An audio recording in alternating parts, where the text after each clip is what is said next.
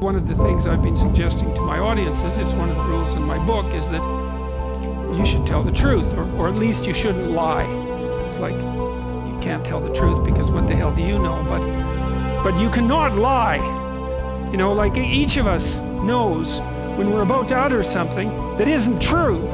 Now sometimes maybe you're confused about it because you're ignorant and you're biased and so you say something and it might be true and it might not be, but you're not clear about it. But sometimes it's pretty damn clear that you say something or you do something that you know perfectly well not to be true, and you do it anyways.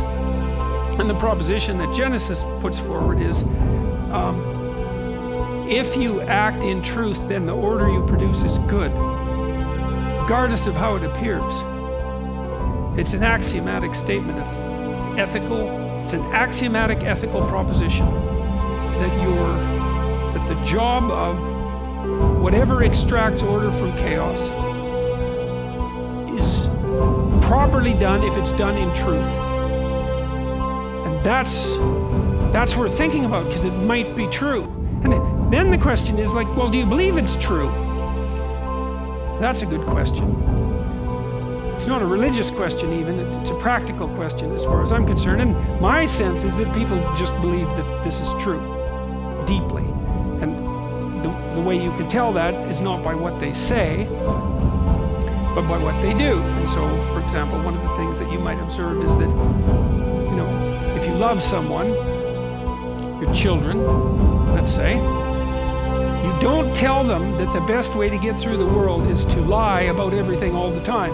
You don't sit them down and say, look, this is a corrupt enterprise, and altogether, and you can't trust anyone because they're always lying about everything. And your job is to become the best liar you possibly can become, because that's the way to get to where you need to get to and to set the world straight. No one ever does that.